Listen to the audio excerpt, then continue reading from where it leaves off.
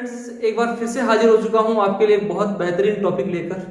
आज की क्लास के टॉपिक को टारगेट करें सबसे पहले अपन, तो आज की क्लास का अपना टॉपिक होगा पूर्ण आंतरिक परावर्तन के अनुप्रयोग एवं उदाहरण। अपन ने स्टूडेंट अंतिम क्लास में अपन ने पूर्ण आंतरिक परावर्तन की घटना का अध्ययन किया है। पूर्ण आंतरिक परावर्तन होता क्या है, किस प्रकार कौन सी कंडीशंस की अवस्था में ये घटित होता है, वो अपन ने अंतिम क्लास में अच्छी तरह डिस्कस किया है। यदि आपने पिछला वीडियो नहीं देखा है तो जरूर आप आई बटन पर क्लिक करके उस वीडियो को देख सकते हो।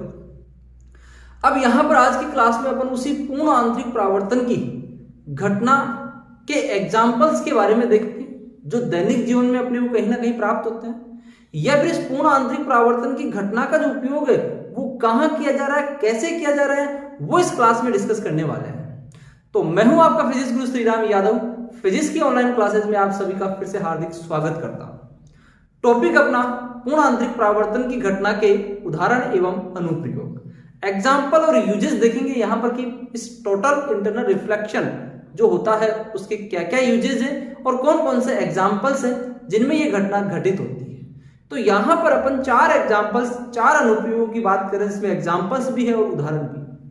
सबसे पहले यदि मैं एग्जाम्पल्स की बात करूं तो यहां पर पूर्ण आंतरिक परावर्तन की जो घटना है, इस घटना के दो एग्जाम्पल्स यहां पर लिए जा सकते हैं। एक रेगिस्तान में मरीचिका और दूसरा हीरे का चमकना। रेगिस्तान में मरीचिका और दूसरा हीरे का चमकना, ये दो ऐसे उदाहरण हैं जहां पर पूर्ण आंतरिक परावर्तन की घटना घटित हो रही है। इनमें ये पूर्ण आंतरिक परावर्तन घटना प्राप्त हो रही है। यहां पर इसके उपयोगों की बात करें तो इसी के उपयोगों में तीसरा और चौथा पॉइंट अपन ले सकते हैं। पूर्ण परावर्तक प्रिज्म, पोरो प्रिज्म के रूप में पूर्ण आंतरिक परावर्तन की घटना का उपयोग करते हैं। और चौथा है इसमें प्रकाशिक तंतु। प्रकाशिक तंतु पूर्ण आंतरिक परावर्तन की घटना पर ही आधारित होता है। पूर्ण आंतरिक परावर्तन का ही उपयोग किया जाता है प्रकाशिक तंतु में। तो पूर्ण आंतरिक परावर्तन की घटना का उपयोग किसमें? पूर्ण परावर्तक प्रिज्म में किया जाता है और प्रकाशिक तंतु में किया जाता है। तो यहां पर ये चार टॉपिक आज की क्लास में अपन डिस्कस करने वाले हैं, तो बने रहिए वीडियो के अंत तक। टॉपिक इसमें सबसे पहला लेते हैं अपन मरीचिका। यहां पर पूर्ण आंतरिक परावर्तन की जो घटना है, इस घटना में पहला टॉपिक है अपना मरीचिका, या मर्ग मरीचिका भी इसे कहा जा सकता है। अब क्या है ये मरीचिका? इस मरीचिका को अपने को डिस्कस करना है इस क्लास में सबसे पहले।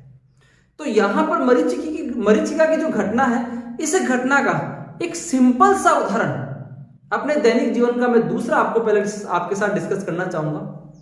देखते हैं अपन, यदि अपन किसी सड़क पर, राजमार्ग पर, हाईवे पर, कहीं भी किसी भी साधन में जब अपन ट्रेवल करते हैं, जब साधन में ट्रेवल करते हुए अपन उस सड़क पर चलते हैं, तो अपने को उस सड़क का आगे का कुछ भाग ऐसा होता है जो गीला दिखाई देता है। जब अपन देखते हैं, अधिकांशतः गर्मियों के समय में इस घटना को देखा जा सकता है अच्छी तरह।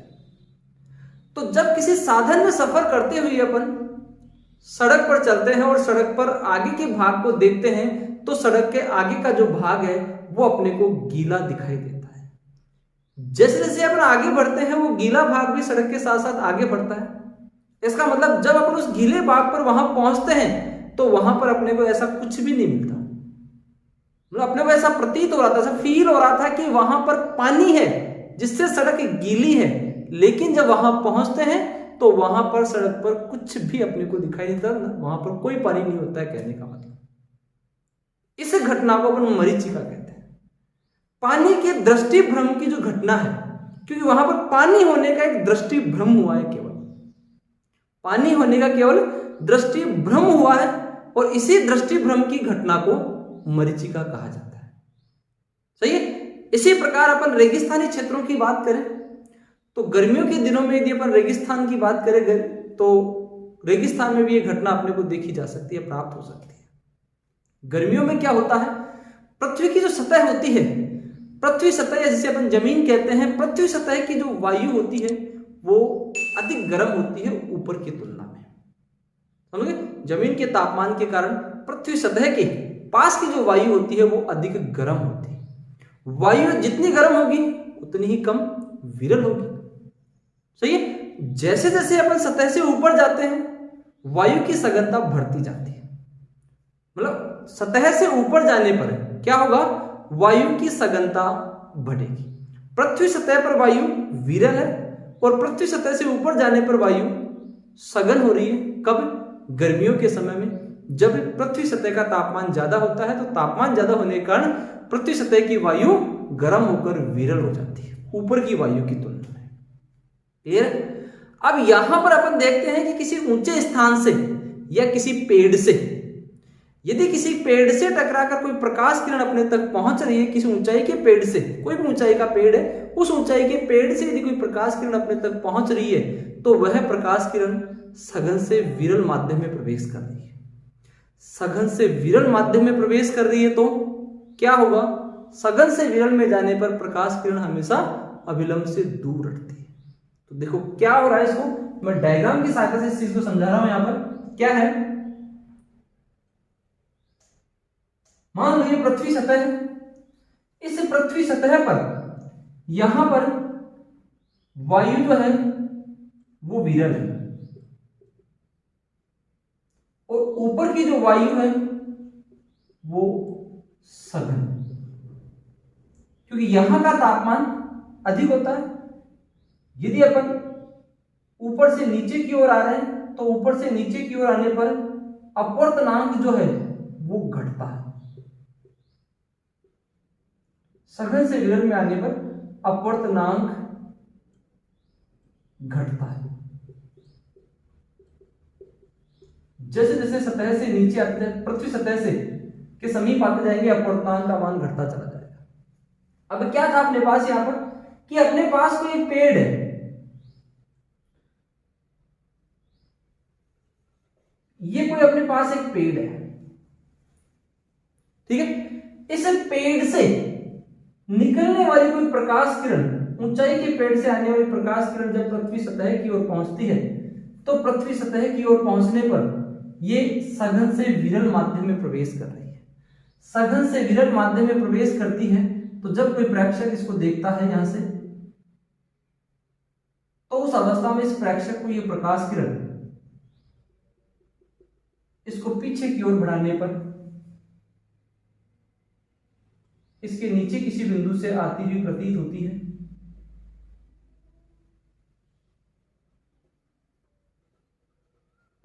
ये प्रकाश किरण यहां से आती हुई प्रतीत होती है, ठीक है, क्योंकि यहां पर सघन से विरल माध्यम में ये प्रकाश किरण किसी ऊंचे स्थान से, पेड़ से कोई प्रकाश किरण आ रही है तो लगातार पेड़ से कोई प्रकाश किरण यदि लगातार पृथ्वी सतह की ओर आ रही है तो वो सघन से विरल माध्यम में प्रवेश कर रही है। सघन से विरल माध्यम में प्रवेश कर रही है तो अभिलंब से दूर हटेगी। लगातार ये प्रकाश किरण अभिलंब से दूर जाती जा रही है। इस प्रेक्षक को ये प्रकाश किरण यहां से नहीं बल्कि यहां से आती हुई प्रतीत होती है और उसको ऐसा फील होता है, कहने का मतलब ये पेड़ किसी पानी के किनारे है और उस पानी में इस पेड़ की परछाई उसको दिखाई दे रही है, ऐसा उसको प्रतीत होता है। समझे? रेगिस्तानी क्षेत्रों में अधिकांशतः गर्मियों में ये घटना देखी जा सकती है। तो यहां पर इस प्रेक्षक को इस पेड़ की यहां पर पानी में परछाई के समीप के समान स्थिति प्राप्त होती है। जब ये प्रेक्षक यहां पर पहुंचता है तो वहां पर ऐसे किसी पानी के होने का कोई सत्यापन नहीं होता है, कोई प्रमाण नहीं होता है। इसका मतलब इस प्रेक्षक को यहां होने पर केवल इस स्थान पर पानी के होने का केवल दृष्टि भ्रम हुआ है, तो इस दृष्टि भ्रम की घटना को मरीचिका कहा जाता है। समझे? इस दृष्टि भ्रम, पानी के दृष्टि भ्रम की जो घटना है, इस घटना को अपन क्या कह रहे हैं? मरीचिका कह रहे हैं। सही है। दूसरा उदाहरण मैंने आपको राजमार्ग का, सड़क का दिया है, वहां पर भी इस घटना को देखा जा सकता है। तो सीधी सी भाषा में कि मरीचिका की जो घटना है उसमें पूर्ण आंतरिक परावर्तन की घटना घटित हो रही है। प्रकाश किरण सघन से विरल माध्यम में प्रवेश कर रही है। पहली कंडीशन है वो फुलफिल हो रही है यहाँ पर। दूसरी कंडीशन है कि आपतन कोण का मान क्रांतिक कोण से अधिक हो रहा है, लगातार कोण का मान परिवर्तित हो रहा है। यहां पर जब आपतन कोण का मान क्रांतिक कोण से अधिक हो जाता है वायु के लिए, तो उस अवस्था में ये पूर्ण आंतरिक परावर्तित हो जाती है। ये प्रकाश किरण यहां से नहीं बल्कि यहां से इसकी परछाई से आती हुई प्रतीत होती है उसको, लेकिन वहां पर ऐसे किसी पानी में उस पेड़ की परछाई के होने का केवल दृष्टि भ्रम होता है, तो इस घटना को मरीचिका कहा जाता है। पहला उदाहरण पूर्ण आंतरिक परावर्तन की घटना का पहला उदाहरण। क्लियर है स्टूडेंट? अब बात करते हैं अपन दूसरे उदाहरण की। दूसरा उदाहरण है हीरे का चमकना। हीरा चमकता है पूर्ण आंतरिक परावर्तन की घटना के कारण। छोटा सा आसान सा क्वेश्चन है, हीरे की चमकता का कारण क्या है? हीरा चमकता हुआ क्यों दिखाई देता है? आसान सा जवाब इसका, पूर्ण आंतरिक परावर्तन की घटना के कारण हीरा चमकता हुआ दिखाई देता है। क्योंकि यहां पर हीरा जो है वो एक सघन माध्यम है। हीरे के लिए जो अपवर्तनांक है, हीरे के लिए अपवर्तनांक कांच की तुलना में बहुत ज्यादा होता है, लगभग 2.42 हीरे का अपवर्तनांक होता है, जो एक कांच की तुलना में बहुत ज्यादा है। कांच का लगभग 1.5 होता है, लेकिन यहां पर हीरे का जो अपवर्तनांक है वो 2.42 है।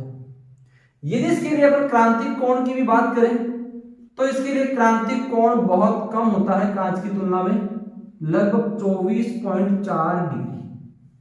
क्रांतिक कोण का मान हीरे के लिए लगभग 24.4 डिग्री होता है, अपवर्तनांक लगभग 2.42 होता है।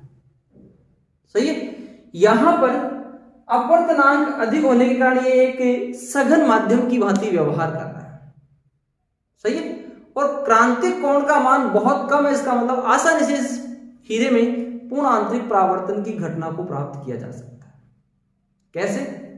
देखो यहां पर हीरे की सतह को घिसकर इस प्रकार बनाया जाता है कि यदि इसमें हीरे में यदि कोई प्रकाश किरण एक बार प्रवेश कर जाती है, मान लो जैसे कोई प्रकाश किरण है, ये प्रकाश किरण यदि इस हीरे में प्रवेश कर जाती है तो उस स्थिति में यहां पर ये प्रकाश किरण विरल से सघन माध्यम में प्रवेश कर रही है, विरल से सघन माध्यम में प्रवेश कर रही है, तो ये अभिलंब की ओर झुक गई, नीचे आ गई। अब बात करें यहां पर ये अभिलंब है। जब यहां पर ये प्रकाश किरण आपतित होती है तो उस स्थिति में यहां पर इस प्रकाश किरण के लिए आपतन कोण का जो मान है वो 24.4 डिग्री से अधिक हो जाता है।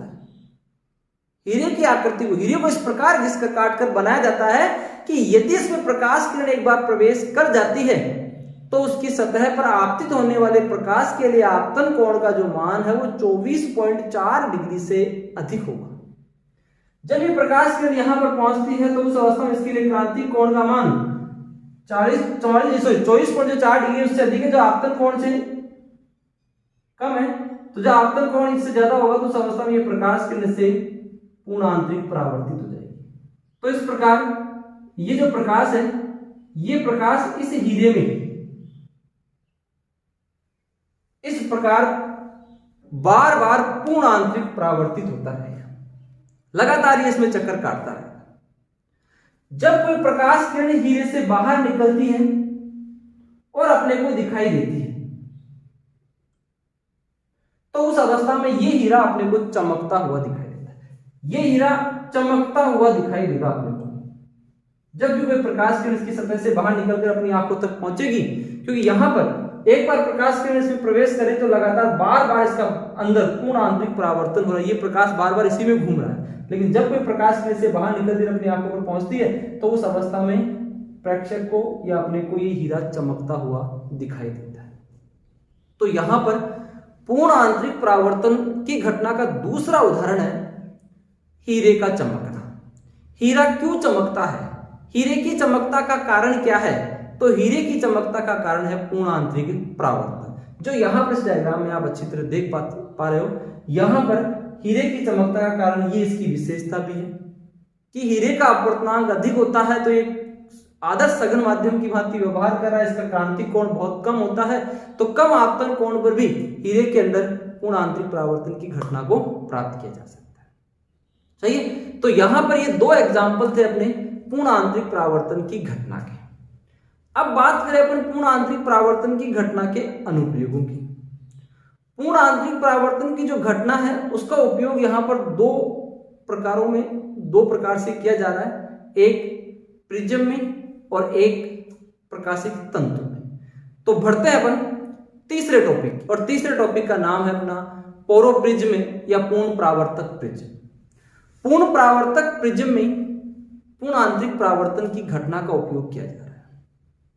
अब पूर्ण आंतरिक परावर्तन की घटना का उपयोग कैसे किया जा रहा है, क्यों किया जा रहा है, इसमें उसकी बात करें अपन तो यहां पर ये जो पोरो प्रिज्म है जिसे अपन पूर्ण परावर्तक प्रिज्म कह रहे हैं, इसका उपयोग किया जाता है।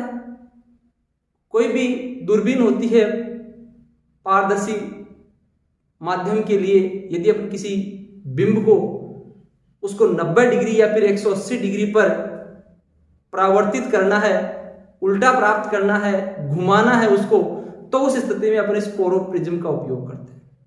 सही है, मतलब यहां पर पोरो प्रिज्म की सहायता से अपन किसी भी बिंब को 90 डिग्री या 180 डिग्री पर मोड़ा जा सकता है, बनाया जा सकता है। प्रकाश यदि आपतित हो रहा है तो उस आपतित होने वाले प्रकाश को 90 डिग्री या 180 डिग्री पर मोड़ने के लिए अपन इस पोरो प्रिज्म का उपयोग कर रहे हैं, जिसमें पूर्ण आंतरिक परावर्तन की घटना का उपयोग किया जा रहा है। देखो यहां पर डायग्राम में क्या है, अपने पास यहां पर एक पोरो प्रिज्म है जिसमें एक कोण 90 डिग्री होता है और दो कोण शेष जो दो कोण बच गए वो 45 डिग्री के होते हैं। मतलब ये एक समद्विबाहु प्रिज्म भी कहलाता है, समद्विबाहु त्रिभुज जिसमें दो कोण 45 डिग्री के हैं। तो यहां पर देखो इसमें पूर्ण आंतरिक परावर्तन की घटना का उपयोग कैसे हो रहा है, तो इसके लिए यहां पर ये अपने पास कोई बिंब है ए बी, इस बिंब ए बी से ये कोई दो प्रकाश किरणें निकल रही है, बिंदु ए और बिंदु बी से। ये प्रकाश किरणें इस प्रिज्म पर लंबवत आपतित हो रही है, तो बिना विचलित हुए सीधी निकल जाएगी। सही है, जब ये दोनों प्रकाश किरणें यहां पर इस प्रिज्म की सतह पर पहुंचती है तो यहां पर इनके लिए आपतन कोण का जो मान है वो क्रांतिक कोण से अधिक हो जाता है। आपतन कोण का मान क्रांतिक कोण से अधिक हो जाता है, तो उस स्थिति में ये जो दोनों प्रकाश किरणें हैं, ये दोनों प्रकाश किरणें यहां से पूर्ण आंतरिक परावर्तित हो जाती है, इस प्रिज्म में वापस घूम जाती है। जब प्रिज्म की इस आधार वाली सतह पर टकराती है तो यहाँ पर फिर से लंबवत आपतित हो रही है, तो ये बिना विचलित हुए यहाँ पर भी सीधी निकल गई। इसका मतलब यहाँ पर बिंदु ए से चलने वाली प्रकाश किरण यहाँ पर पहुंच रही है ए डैश के रूप में, बिंदु बी से चलने वाली प्रकाश किरण यहाँ पर पहुंच रही है बी डैश के रूप में। इसका मतलब उस वस्तु ए बी का जो प्रतिबिंब है ए डैश बी डैश वो यहाँ पर प्राप्त हो रहा है, जो उसकी तुलना में 90 डिग्री पर घूम गया है। सही है, तो प्रकाश को या बिंब को घुमाने के लिए अपने इस पोरो प्रिज्म का उपयोग कर रहे हैं, जिसमें पूर्ण आंतरिक परावर्तन की घटना का उपयोग किया जा रहा है। सही है, इसी प्रकार यहां पर इसमें देखें अपन तो इसके अंतर्गत मान लो यहां पर अपने पास वही कोई बिंब है ए बी के रूप में, ए बी के रूप में अपने पास ये कोई बिंब है, इस बिंब से ये दो प्रकाश किरणें निकल रही है। ठीक है, ये इस पोरो प्रिज्म की सतह पर आपतित हो रही है, तो ये बिना विचलित हुए सीधी निकल जाएगी, बिना विचलित हुए दोनों प्रकाश किरणें सीधी निकल जाएगी। जब इस सामने वाली सतह पर यह आपतित होती है तो यहां पर वही फिर से क्या होगा, आपतन कोण का जो मान है वो क्रांतिक कोण से अधिक हो जाता है। आपतन कोण का मान क्रांतिक कोण से अधिक हो जाता है, तो ये प्रकाश किरणें यहां से पूर्ण आंतरिक परावर्तित हो जाती है। जब फिर से दूसरी सतह पर पहुंचती है तो यहां पर फिर से इसका आपतन कोण का मान क्रांतिक कोण से अधिक हो जाता है। सही है, तो ये प्रकाश किरणें फिर से यहां से पूर्ण आंतरिक परावर्तित हो जाती है। इसका मतलब यहां पर जब इस पर लंबवत आपतित हो रही है तो बिना विचलित हुए सीधी निकल जाएगी। सही है, तो यहां पर बिंदु ए से चलने वाली प्रकाश किरण ए डैश, बी से चलने वाली प्रकाश किरण बी डैश के रूप में, इसका मतलब उस वस्तु ए बी का जो उल्टा प्रतिबिंब है वो ए डैश बी डैश यहां पर प्राप्त हो, तो यहां पर 180 डिग्री पर मोड़ने के लिए इसका उपयोग कर रहा है। या फिर इसकी बात करें अपन तो यहां पर 90 डिग्री पर मोड़ने के लिए इस पोरो प्रिज्म का उपयोग किया जा रहा है, जिसमें पूर्ण आंतरिक परावर्तन की घटना का उपयोग किया जा रहा है। सही है, तो यहां पर पूर्ण आंतरिक परावर्तन की घटना का एक उपयोग इस पूर्ण परावर्तक प्रिज्म में किया जाता है। बढ़ते अपन अगले टॉपिक की ओर, और अगला टॉपिक एक इंपॉर्टेंट टॉपिक है और नाम है उसका प्रकाशिक तंतु। प्रकाशिक तंतु में भी पूर्ण आंतरिक परावर्तन की घटना का उपयोग किया जा रहा है। अब प्रकाशिक तंतु में पूर्ण आंतरिक परावर्तन की घटना का उपयोग कैसे कहते हैं, कैसे किया जाता है, वो यहां पर इसके अंदर समझना है अपने को। तो यहां पर यदि अपन प्रकाशिक तंतु की बात करें तो प्रकाशिक तंतु का जो उपयोग है वो दृश्य और जो श्रव्य संकेत होते हैं उनको लंबी दूरी तक संचरित करने के लिए, लंबी दूरी तक भेजने के लिए, दृश्य और श्रव्य संकेतों को एक स्थान से दूसरे स्थान पर भेजने के लिए प्रकाशिक तंतु का उपयोग किया जाता है। समझे प्रकाशिक तंतु का क्या उपयोग है, पहले तो वो पढ़े अपन। तो प्रकाशिक तंतु के द्वारा अपन श्रव्य और जो दृश्य संकेत होते हैं उनको अधिक दूरी पर स्थानांतरित करने के लिए, भेजने के लिए इसका उपयोग किया जाता है। प्रकाशिक तंतु है वो पूर्ण आंतरिक परावर्तन की घटना पर आधारित होता है, पूर्ण आंतरिक परावर्तन के सिद्धांत पर कार्य करता है। एक इंपॉर्टेंट क्वेश्चन है यहाँ पर, प्रकाशिक तंतु किस सिद्धांत पर कार्य करता है? तो प्रकाशिक तंतु का सिद्धांत होगा स्टूडेंट क्या? पूर्ण आंतरिक परावर्तन। सही है। अब यहां पर इसकी संरचना की बात करें पर इसकी संरचना कैसी होती है? प्रकाशिक तंतु होता है वो उच्च गुणवत्ता के कांच या क्वार्ट्ज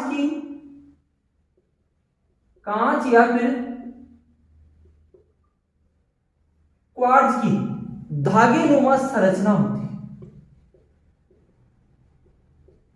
धागेनुमा पतली संरचना होती है। ठीक है, कांच या क्वार्ट्ज, पारदर्शी कांच या क्वार्ट्ज की बनी हुई पतली धागेनुमा जो संरचना है उस संरचना को अपन प्रकाशिक तंतु कहते हैं। प्रकाशिक तंतु के ऊपर एक कवर चढ़ा होता है, उस कवर को अपन कोर कहते हैं, और इस कोर के ऊपर एक आवरण या क्लैडिंग परत होती है, उससे का जो अपवर्तनांक होता है, कहने का मतलब प्रकाशिक तंतु के अंदर वाले पृष्ठ को, अंदर वाली सतह को अपन कोर कह रहे हैं, तो इसकी बाहर वाली सतह को आवरण नाम दिया गया। कोर और आवरण, कोर अंदर वाली परत है और आवरण बाहर वाली परत है। यहां पर प्रकाशिक तंतु में कोर का जो अपवर्तनांक है, कोर के पदार्थ का जो अपवर्तनांक है वो हमेशा आवरण के पदार्थ के अपवर्तनांक से अधिक होता है। एग्जाम्पल के तौर पर यहां पर देखें तो कोर का अपवर्तनांक अधिक होता है, एग्जाम्पल के तौर पर 1.7, और आवरण का जो अपवर्तनांक है वो कम होता है, उदाहरण के तौर पर 1.5। ठीक है, ये हमेशा इसकी विशेषता रहेगी। जो भी पदार्थ है कोर और आवरण के अंतर्गत इस्तेमाल किया जाएगा, काम में लिया जाएगा, उसमें कोर का अपवर्तनांक हमेशा आवरण के अपवर्तनांक से अधिक ही रहेगा। सही है स्टूडेंट। अब यहां पर प्रकाशिक तंतु में यदि कोई प्रकाश किरण प्रवेश करती है तो देखो कैसे उसका पूर्ण आंतरिक परावर्तन हो रहा है, क्योंकि जितनी तीव्रता का प्रकाश प्रकाशिक तंतु के एक सिरे पर प्रवेश करता है, जितनी ऊर्जा का प्रकाश प्रकाशिक तंतु के एक सिरे पर प्रवेश करता है, उसी तीव्रता और ऊर्जा का प्रकाश दूसरे सिरे पर वापस प्राप्त किया जा सकता है। तो यहां पर कोई प्रकाश यदि इस प्रकाशिक तंतु में प्रवेश करता है तो वो अपवर्तित होकर इसकी कोर पर आपतित होता है। कोर पर यहां पर अपवर्तनांक उच्च है और इसके लिए क्रांतिक कोण का मान कम रहेगा। क्रांतिक कोण का मान कम होगा तो यहां पर यह प्रकाश किरण इससे पूर्ण आंतरिक परावर्तित होकर